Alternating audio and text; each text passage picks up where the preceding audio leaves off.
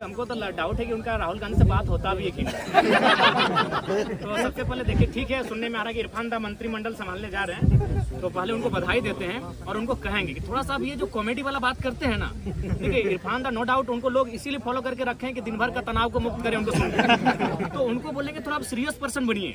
अगर आप मंत्रिमंडल में जाने वाले हैं आलम के स्थान पर, तो आपका विषय क्या होगा? अगर आपको नहीं मालूम है तो मैं आपको विषय देता हूँ। आपका सबसे पहला विषय होगा कि जामताड़ा को साइबर क्राइम के धब्बे से मुक्त कराइए, सबसे बड़ा विषय आपका होगा। आपका दूसरा विषय होगा कि जामताड़ा की स्थिति देखिएगा, जामताड़ा के 95% जो पेशेंट होते हैं वो धनबाद आते हैं इलाज करने के लिए, और आप बतौलेबाजी करते हैं। आप रणधीर सिंह के साथ बतौलेबाजी करते हैं, तो कभी भानु प्रताप शाही से, तो कभी निशिकांत दुबे से। ठीक है, कटाक्ष कीजिए, लेकिन जो जेन्युइन समस्या है, जो गंभीर समस्या, उन पे बात कीजिए, उन पे काम कीजिए, उन पे रोड मैप तैयार कीजिए। तो उनको हमारा ये संदेश रहे। आपको टिकट दिलवा रहे हैं, ठीक है, पहले आपका उनका सीट संकट में है, वो हमारे साथ आए। लेकिन आपने समीक्षा किया, कारण आपको क्या लगा?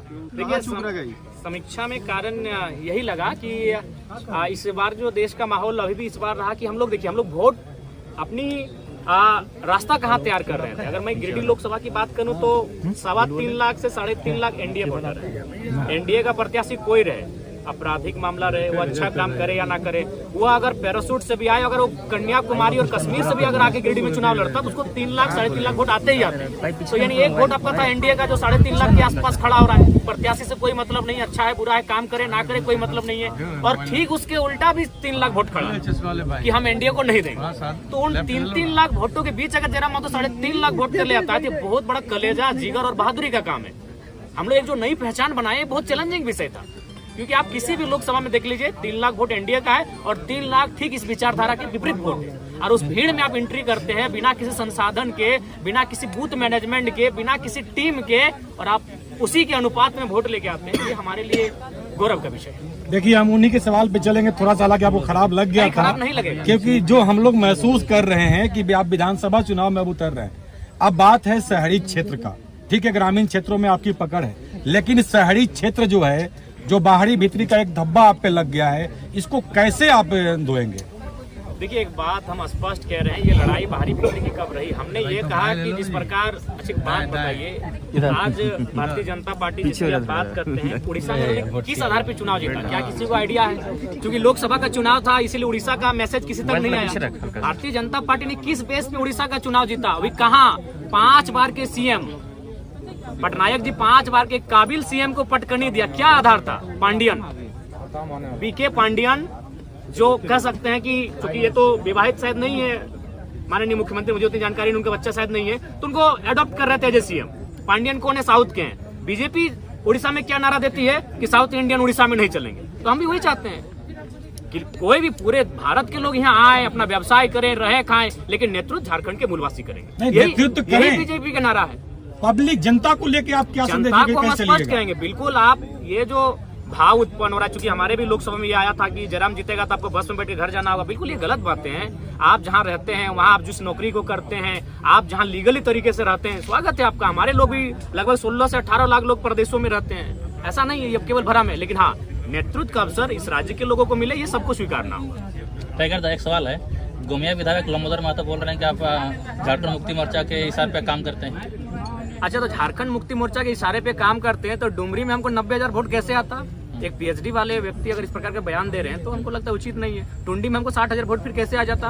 बेरमो जो महागठबंधन का सीट है, वहाँ हमको 50,000 वोट कैसे आता?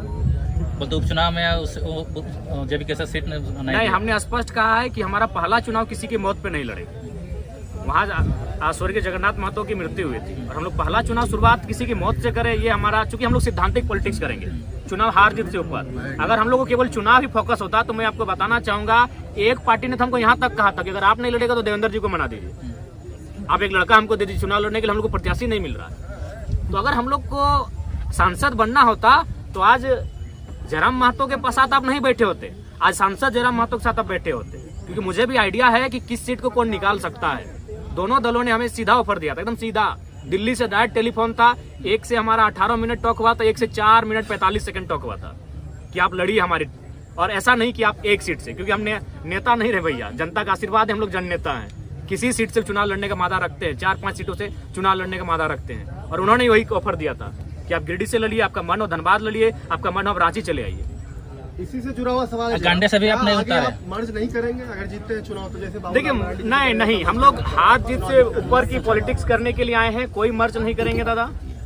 पोस्ट अलायंस पर जनता के राय के बाद हम लोग सोचेंगे, लेकिन मर्ज कहीं नहीं होगा, क्योंकि हम लोग एक ऐसी पॉलिटिक्स कर रहे हैं कि जहां हम लोग रुकेंगे आने वाली पीढ़ी वहां से स्टार्ट करेगी। देखिए पहले बात, अभी गिरिडीह अभी भी आप जाके देखिए, आप देवेंद्रता का जहां कैंपेन वहां जाके देखिए, आज भी लोग अपने घरों में चावल इकट्ठा करके रखे हैं, आज भी लोग अपने घरों में आलू और प्याज इकट्ठा करके रखे हैं। उस विश्वास का कत्ल नहीं होगा दादा। चुनाव हार जाएंगे, क्या होगा?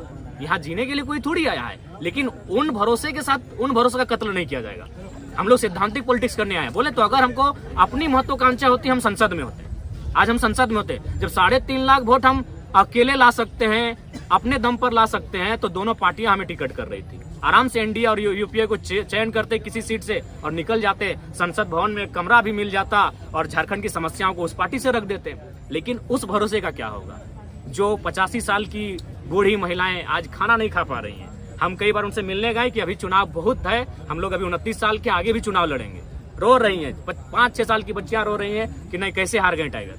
तो उस भरोसे को हम लोग कहीं ना कहीं दरकिनार नहीं कर सकते हैं। सीपी चौधरी को मंत्रिमंडल में जगह नहीं मिला, उसका फैक्टर जयराम महतो को बता रहे हैं। देखिए उसका फैक्टर वो स्वयं है, इसलिए स्वयं है कि उन्होंने कभी नहीं कहा कि हम लोग उनका मुद्दा क्या होगा। उन्होंने एक ही चीज कहा कि जयराम से ऊपर है राम। और स्वाभाविक है, हम लोग इंसान है, राम जी हमसे ऊपर है, लेकिन क्या भगवान राम के नाम पर चुनाव लड़ना चाहिए? मुद्दे हैं लड़ने के लिए, आप उन मुद्दों पे लड़िए। अब तो मैंने राम को, अल्लाह को दूर रखिए राजनीति से। कब तक इस देश की राजनीति को यूं ही मतलब धार्मिक उन्माद में लोग रखेंगे? हम चाहते हैं कि पढ़े लिखे नौजवान जब आ रहे हैं राजनीति में, तो कम से कम राजनीति को शुद्ध रखें। इनमें उनका स्वयं दोष है। अगर उनकी स्ट्रेटजी होती, अगर वो गाँव जाते हैं तो जयराम आते हैं क्यों रणभूमि में?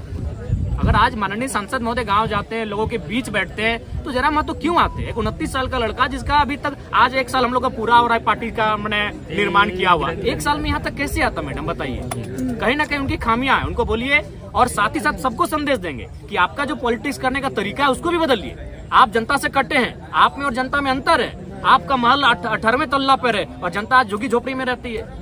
आप जनता से कटे हुए लोग हैं, आप जनता के लिए काम नहीं कर रहे हैं, जो भी कर रहे हैं अपने परिवार को भरने काम कर रहे हैं। और महोदय सांसद से कहिएगा कि आप तो रामगढ़ के हैं, आप सुन रहे हैं लइयो में जमीन खरीद ली है, सॉरी जो गोमिया का बॉर्डर पड़ता है नदी के उस पार, चूंकि अब माइंड सुधर जाने वाला है। वाह भैया वाह, जनता से कटिएगा और बोलिएगा 2 समय दीजिएगा, ये नहीं चलेगा। सिल्ली के पूर्व विधायक पर क्या कहिएगा? उनका धन्यवाद करेंगे, उन्होंने खुलकर सहयोग किया है, समर्थन किया है, और नो डाउट वे भी झारखंड के एक लड़ाकू नेता रहे हैं। उनका धन्यवाद देंगे और टेलीफोनिक भी धन्यवाद दे चुके हैं, और आपके पूरे तमाम चैनल के माध्यम से उनका धन्यवाद। लेकिन ये हवा चल रहा है सोशल मीडिया में कि अमित महतो से जैविक कैसे से टिकट मांग रहे हैं। ठीक है, अगर वे आएंगे तो स्वागत है, आए आने दीजिए, स्वागत है। अच्छे व्यक्ति हैं भाई, लड़े हैं।